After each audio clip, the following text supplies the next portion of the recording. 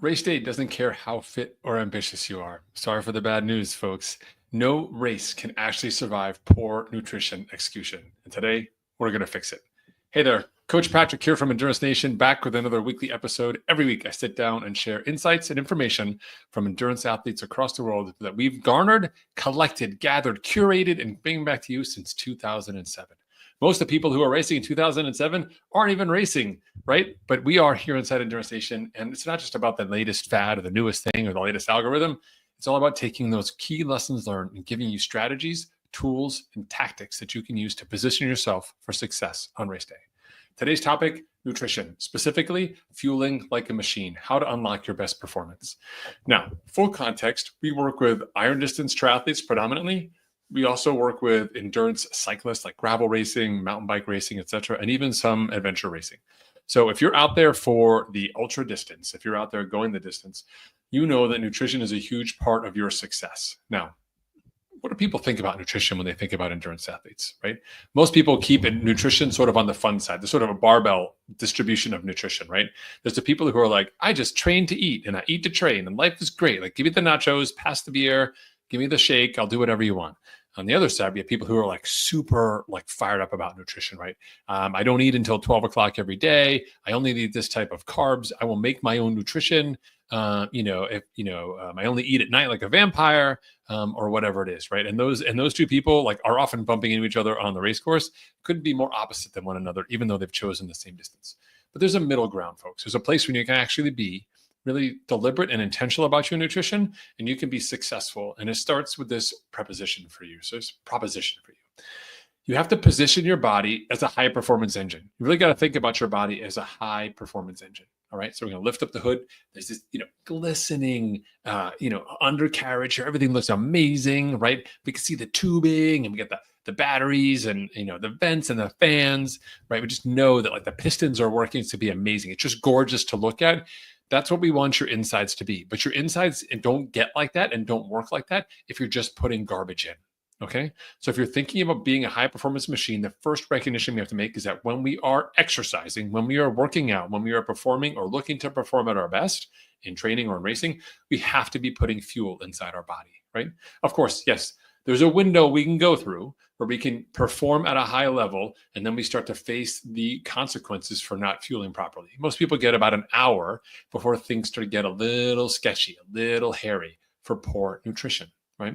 Now, that's fine in training. I mean, it's technically, I don't think it's fine at all, but most people will say it's fine. And the damage is pretty minimal. The damage that you don't notice is that what's happening is your body is just using up your stored glycogen. It's creating a deficit that's got to replace later. Now, it's got a certain amount of time to replace it. And for most of us, if we're eating healthy and we've got that amount of time to replace, you're totally fine. The problem comes in when we are actually trying to start to stack workouts. So we've got morning and afternoon workouts or afternoon and next morning workouts or back-to-back sessions.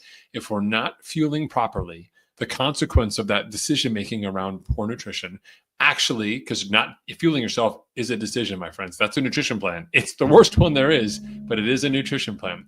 That consequence starts to eat away at you over time, right? Literally, no pun intended, where your performance starts to degrade. But like a boiled frog, you don't really know what's happening. And even when something comes up and you have faced with the facts that like maybe you're under fueling, it's hard to imagine. It's hard to choose fuel as an option simply because you feel like everything's been fine for so long.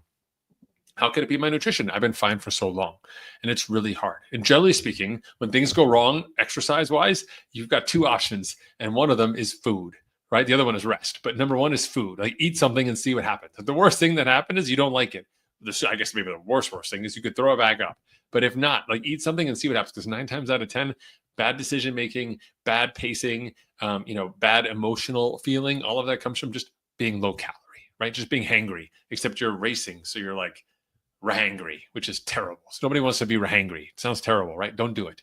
All right, so how do we deal with nutrition when we're thinking about being a high-performance machine? Well, number one, we think about how we fuel our workouts. So we want to make sure that every workout has two components of fuel, the hydration side of your equation and the straight calorie side.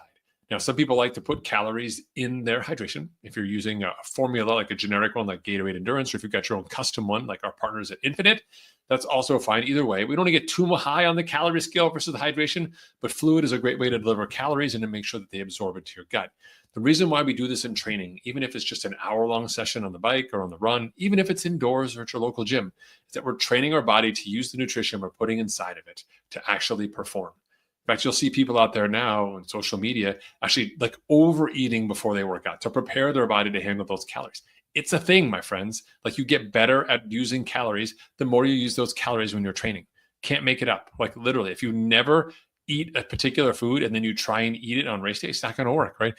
We say nothing new on race day, and most people put that to like equipment or trying like a special routine or making a change to their strategy, or like, no, nothing new on race day. No way I would do that. But they'll go out on race day and eat a ton of calories, which they haven't eaten training. It's literally a new thing on race day, but everyone feels like it should do it, like it's normalized for race day, and they make bad decisions. So fuel every workout. What does that mean? Again, combination of carbohydrates delivered through liquid form and actually solid form. This process allows you to get really good at distributing those calories across an hour and also learning just generally what you can tolerate. While I don't eat my race-specific calories in every single workout, I am typically having one bike bottle of fluid per hour, and I'm having one gel or maybe the equivalent thereof. So definitely like race calories minus a gel perhaps, and minus half a bottle of fluids. But it's not that hot right now in the wintertime, my gosh, but I'm eating for every workout. That sets me up for success. Level 2 is we start saying, how do I eat for race-like conditions, right? So as we get closer to our race, we begin to eat to prepare ourselves to race. And so my one bottle and my gel per hour, not going to cut it when I'm doing a 4-hour ride in the context of a 12 or 15-hour week. I'm going to need more calories. So in this case, I have to start scheduling things out, right? I have to say, I'm going to have a bottle per hour. And I'm going to bring, 5 gels and 3 waffles with me because I'm going to have those at certain times. And basically during these race simulation or race-like workouts, I'm testing my nutrition, coming back from every workout, just trying to decide what works, what doesn't work. What do my numbers look like? How did I feel? My RPE? And what was I doing, eating and drinking? How much did I have left? How much did I start out with? What was my plan? And then what did I end up with? And we're reconciling this through our training and just getting better at tweaking the dials to say, you know what? Waffles sound great, but they're not great in hour 4 or 5. I need to go to something else, maybe to blocks or chews or something like that, right? Or my high calorie solution sounded great, but I can only drink it for 2 hours. And then the other bottles just tasted nasty, or I just couldn't absorb it anymore and I didn't want to drink it. And I was in trouble from a hydration perspective. All of this sort of experimentation here as we transition to race like. The third stage, here we are in race day, race performance. We've been filling every workout, learning what we do and do not like. We've been adding more in our volume as we get closer to race simulations, iterating, trial and error, just eliminating things that don't work, keeping the things that do, right? Super important part every year. And we get to race situation right now. And race situation is we have a plan. We've got a schedule. Some people set timers. They're making markers on the side of the bottle, like where do they want to be, where they're going.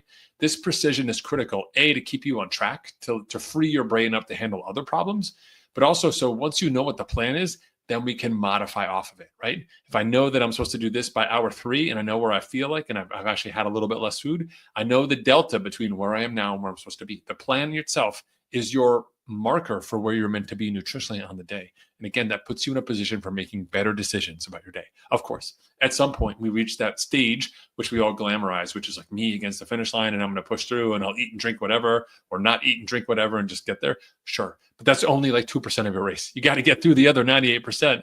What does it look like? It looks like having a plan so you can follow it or adjust from it as well. All right. Those are the 3 levels of nutrition when we think about exercise.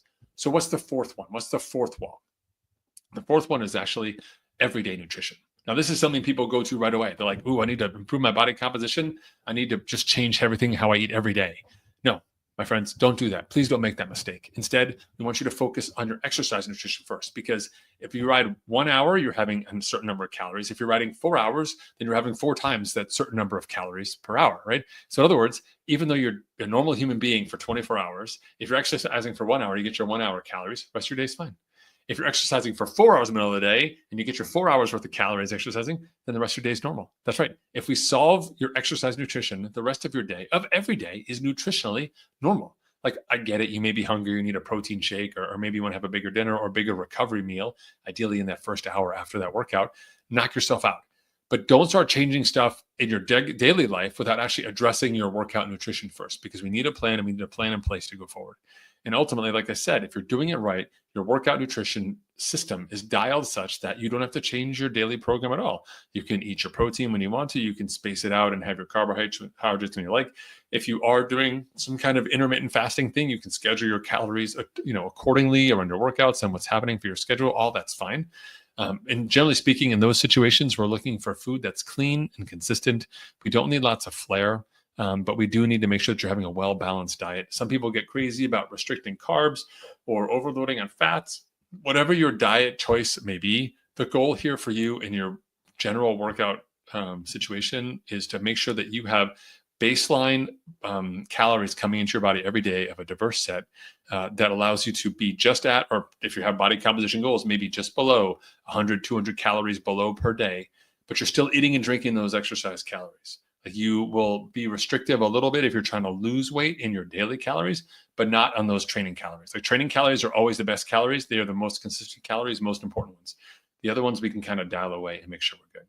All right. So that's the 4-step process for dealing with your nutrition. I hope it makes sense. When we want to be successful inside Endurance Nation, we think a lot about nutrition and we think about excellence. And this is your way to go through it. Put yourself into the mind of a machine. Work slowly and incrementally. Iterate as you get better. Keep what you like. Get rid of what you don't. And every year we go through this process, and soon you'll be able to break through to that fourth wall, start making good decisions about your day-to-day nutrition. And my friend, by then you will be unstoppable. I'll see you next week in another episode. Until then, take care, everyone. Be well, be healthy, and make smart decisions.